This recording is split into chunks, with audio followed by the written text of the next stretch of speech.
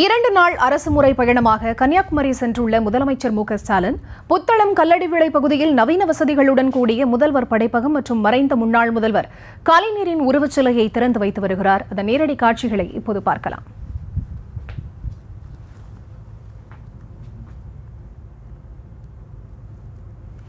கூடுதல் விவரங்களுக்கு இணைகிறார் எமது செய்தியாளர் சதாம். அவரிடம் பேசலாம். வணக்கம் சதாம், விவரங்கள். வணக்கம். அதாவது கன்னியாகுமரி மாவட்டத்துக்கு 2 நாள் சுற்றுப்பயணமாக தற்போது இன்றைய தினம் தமிழக முதல்வர் குமரி மாவட்டத்துக்கு வந்திருந்தார். கன்னியாகுமரி மாவட்ட ரவுண்டானா சந்திப்பு பகுதி இன்று காலை கட்சி தொண்டர்கள், கட்சி நிர்வாகிகள் ஏராளமானோர் முதல்வருக்கு வரவேற்றனர்.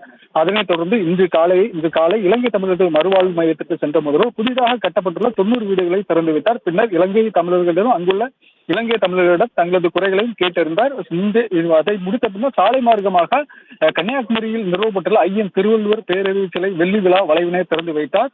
இந்த நிகழ்வில் அரசு அதிகாரிகள் மற்றும் கட்சி தொண்டர்கள் உட்பட ஏராளமானோர் பங்கேற்றனர். அதைத் தொடர்ந்து தற்போது சாலை மார்க்கமாக கன்னியாகுமரியிலிருந்து புத்தளம் கல்லடிவிளை பகுதியில் நவீன வசதிகளுடன் கூடிய முதல்வர் படைப்பகத்தை முதல்வர் தற்போது திறந்து வைத்தார். மேலும் அங்கு முன்னாள் முதல்வர் மறைந்த கலைஞர் அவர்களின் திருவுருவச் சிலையை தற்போது திறந்து வைத்துள்ளார்.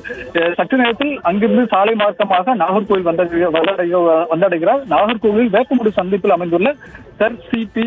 ராமசாமி ஐயர் நினைவு பூங்காவில் தமிழ் வளர்ச்சித்துறை மற்றும் செய்தித்துறை சார்பில் சுதந்திர போராட்ட தியாகி பொன்னப்பாடர் அவர்களின் 50 லட்சம் ரூபாய் மதிப்பீட்டில் அமைக்கப்பட்டுள்ள அன்னாரது திருவுருவச் சிலைக்கு தற்போது சற்று நேரத்தில் திறந்து வைக்க உள்ளார். அதன் பின்னர் இன்றைய தினம் நாகர்கோவிலில் அரசு விருந்தினர் மாளிகை ஓய்வு எடுக்கிறார்.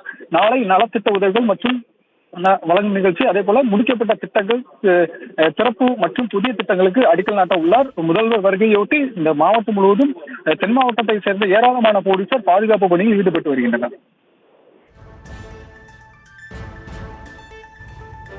விவரங்களுக்கு நன்றி சதாம்.